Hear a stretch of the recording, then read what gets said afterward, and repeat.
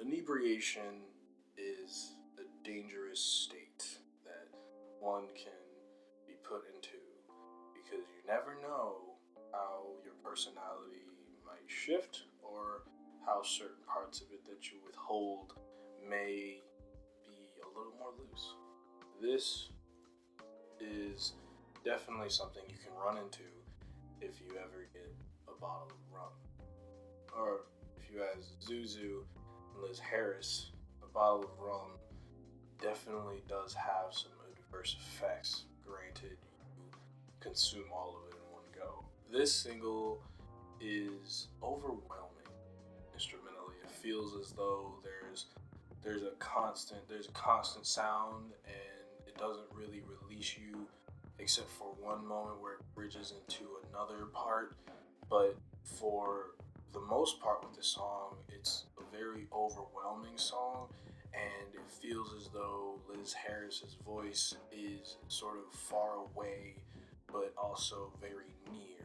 And there's a really heavy pounding of the drums, like the kick is just intense. And this is a different kind of intense from something like a rock song or something like a really hype hip hop track where there's this this specific focus energy. This one feels as though if there is a specific focus energy, it feels as though it is focused on so much at once that it's all breaking down in a way. Essentially, the song makes me think about how maybe potentially it could be about an alcoholic who is struggling because the one lyric I was able to catch, because the thing about their voices is that while it is somewhat distorted, it's so soft at certain points that I could not really get a good handle on what they were saying. And that probably might be intentional, like I know certain experimental tracks like to do that. And I feel like when I was listening to this and I'm trying to like hang on to what they're saying, but it's slipping away, it sort of is in that same vein of someone who is so drunk or so inebriated that they can't really hang on to basic functioning. And so instead of the listener here trying to be put trying to see it from a point of view, being put in the literal shoes sonically really does help illustrate that. And it was hard to like catch what they were saying, but I think that they were referencing something about the world of dreams, but I know for sure I definitely heard Liz Harris mention that it was nice when you were nice, sort of this regretful narrator mentioning how this person has gone through this downfall, and alcohol can do that, substance abuse can do that. It's a very, very tricky, tender road to go down, and many people do struggle from outside factors that lead them to that kind of substance abuse, which is unfortunate. But again, in terms of this song, it really does illustrate well how when you are kind of faded out of your mind, you can't really focus in on one thing because it feels like everything is suddenly sort of slipping in and out of work. But it's not slow. This song is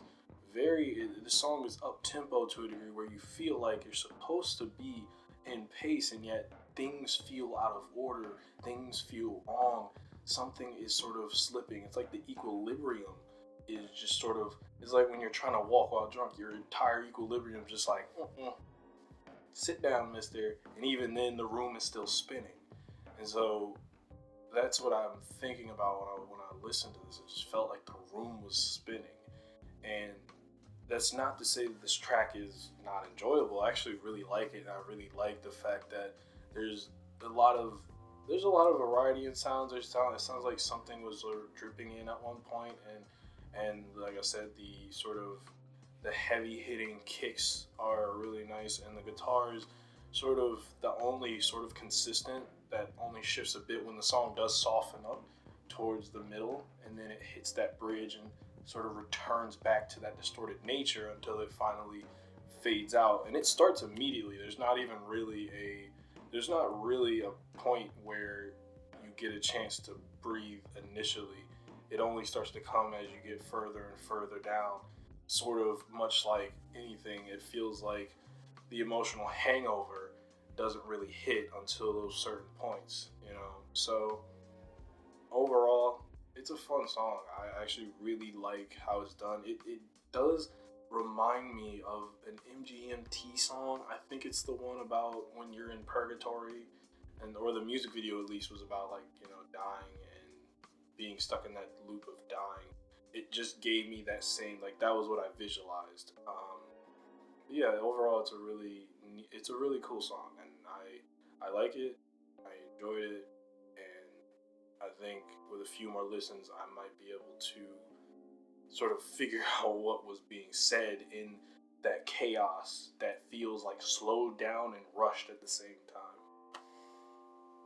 Zuzu, Lisa Smith, Lisa Smith, Lisa Smith. Boop, boop, boop. A bottle of rum. Well, this guy says, a bottle of rum may give you a day off from life's problems, but it's not free. Stuff's expensive. I would say just like buy some grape juice or something. Maybe some wine, if you're old enough. Or just pet your cat that decided to just come in your video because they just wanted attention.